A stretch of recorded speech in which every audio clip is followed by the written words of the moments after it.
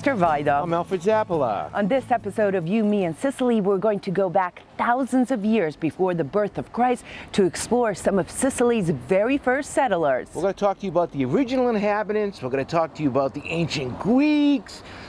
Anybody else? Alfred, how can you forget the Romans? They were here for many centuries. And we're going to do this against a beautiful background over our shoulders of Etna, and we're going to love it. Isn't she beautiful? Enjoy this episode of You, Me, and Sicily. Ciao.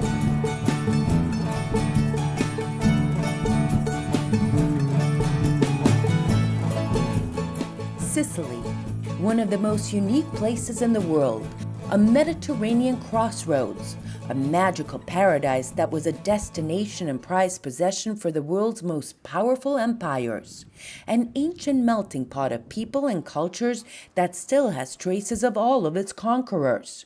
Some historians estimate there have been about 17 major occupiers who left their mark on Sicily, from language, law, science, mathematics, architecture, and art,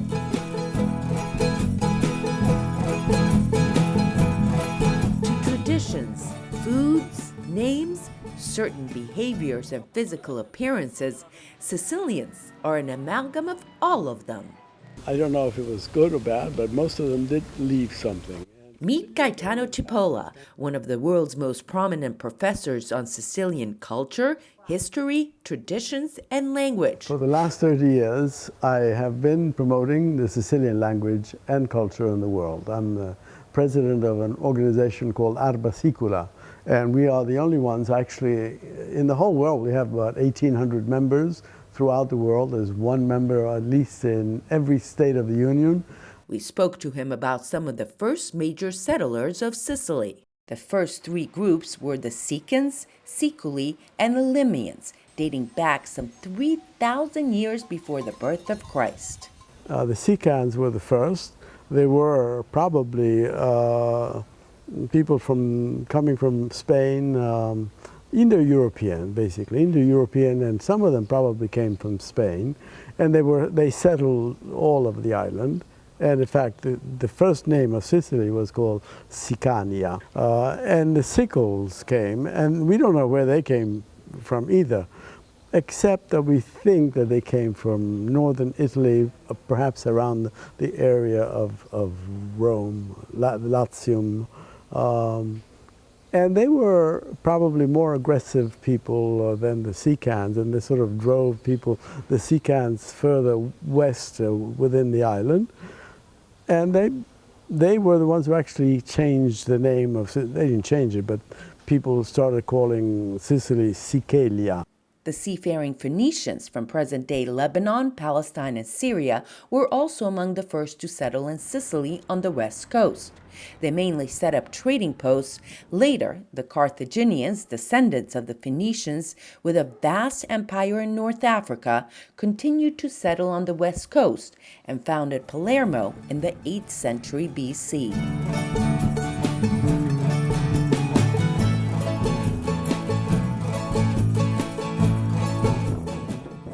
The Greeks arrived in Giardini Naxos in 734 BC and quickly pushed the indigenous people into the middle of the land. They settled first mostly on the east coast in places like Taormina, Catania, Messina, Ragusa, and Siracusa.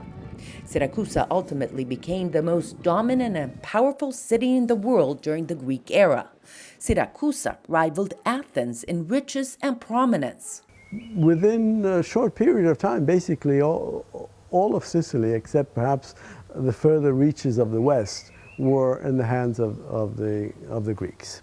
They were not here as conquerors; they were here as colonizers. Basically, they were here to stay. They needed a place in the sun because they probably had run out of space in Greece, and they basically formed a beautiful civilization right here. At one point, Syracuse and Agrigento were the largest towns in all of the Mediterranean, even larger than Athens. At one point, they even defeated Athens. This was a Greek isle. This was basically the part of Magna Graecia. Magna Graecia means the greater part of Greece, together with some parts of southern Italy, Calabria, Locri, where the Greeks were. But Sicily was the main effort to colonize. So, what did Sicily inherit from the Greek era? The list is endless. It includes archaeology, mathematics, philosophy, language, and science. There are more Greek ruins in Sicily than in Greece. Some of the greatest Greek temples and amphitheaters were built in Sicily.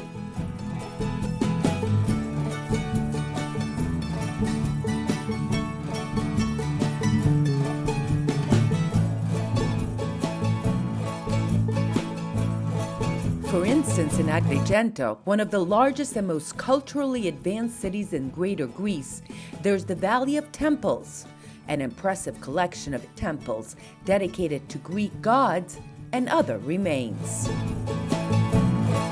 The Greeks did come to Sicily. They did bring their civilization. They did bring their philosophers.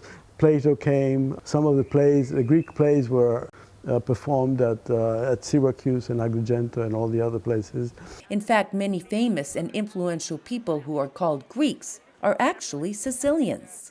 Archimedes, to give you one. Archimedes was born in Syracuse and he died in Syracuse. So when people think of Archimedes, who was one of the greatest geniuses the world has ever known, they think he's Greek.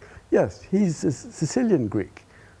He's more Sicilian, and basically Sicilians came to understand that they were a new people. They were not.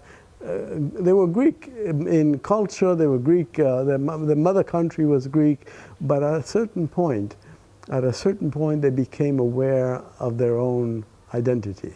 And they became aware that they were Sicilians and no longer Greek. For centuries, and later even under Roman rule, Sicilians spoke Greek. The relationship between the Greeks and Sicilians soon evolved from conquerors to inhabitants. When the Spartan soldiers came to Sicily, they had on their shield one leg turned like this.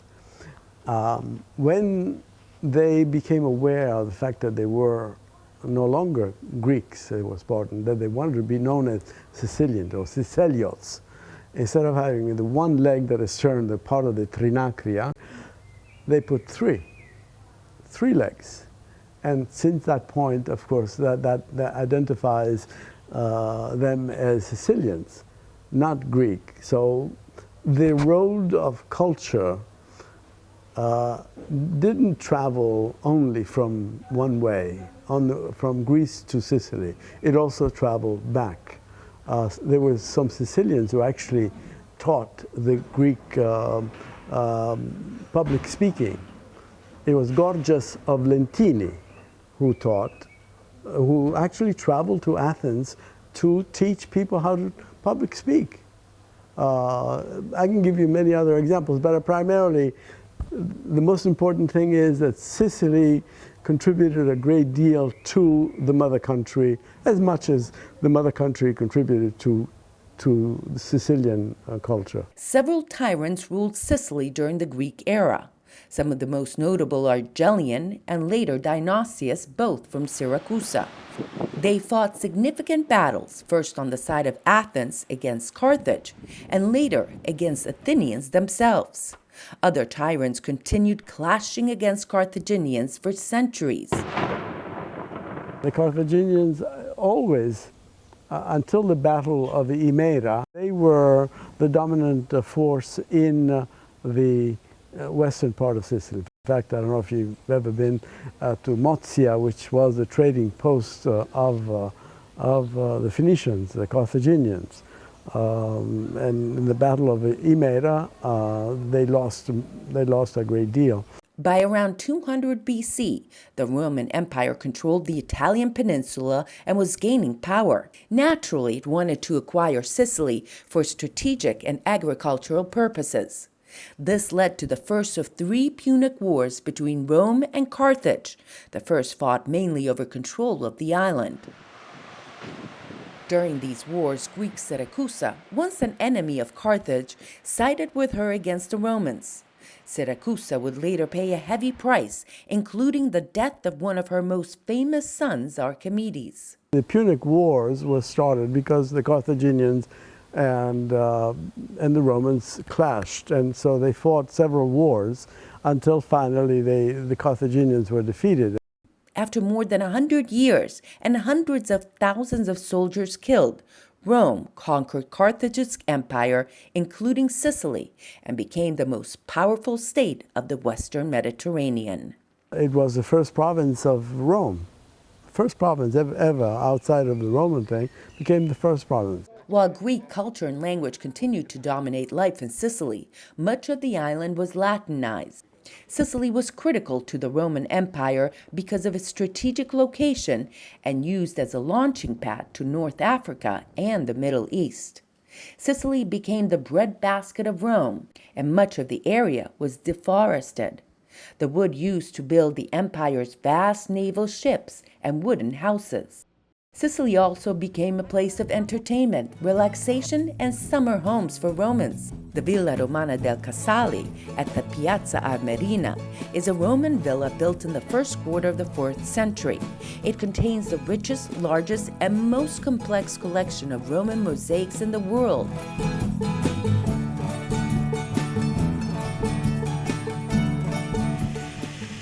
Roman ingenuity was also used to improve, enlarge, and rebuild existing Greek structures like these amphitheaters in Siracusa, Segesta, Catania, and Taormina. The Romans ushered in the idea of mass entertainment. St. Paul preached in Siracusa on the way to Rome. Some of the earliest Christian martyrs were Sicilians, including Santa Lucia of Siracusa and San Agata of Catania. Latin also became the basis of the Sicilian language. Some historians say, in fact, Sicilian is the first Romance language to emerge from Latin, even before Italian. They gave us basically their language, Latin, even though one of my authors actually claims that some of the soldiers who came with the first expeditions from Rome were the ones who actually taught their language to the Sicilians in order to make it basically the first Romance language, the first Romance language to be born out of Latin. The influence of the Roman civilization is far-reaching and can still be felt today. The formation of the Roman Republic led to modern democracy. Italian legal system is based in part on Roman law. Our calendar is almost identical to the one Julius Caesar invented, and so much more. After the fall of Rome, Sicily became part of the Byzantine or Western Roman Empire. But that's a story for another day. Okay, Alfred, so we've only scratched the surface of all the conquerors and invaders here in Sicily, but up to the period which we covered, what is your favorite? It's like asking me which favorite cherry do I like on a cherry pie. They were all fascinating, but the Punic Wars with Hannibal Barca and his invasion of Rome from through Spain, crossing the Alps with 37 elephants and nearly entering the city of Rome is one of the most unbelievable stories of antiquity. A remarkable period indeed. Absolutely. Okay, if you've enjoyed this episode of You, Me, and Sicily, check out all our episodes at www.evazmediagroup.com. And don't forget our Facebook page. You, Me, and Sicily. Thanks for watching. Ciao. Ciao.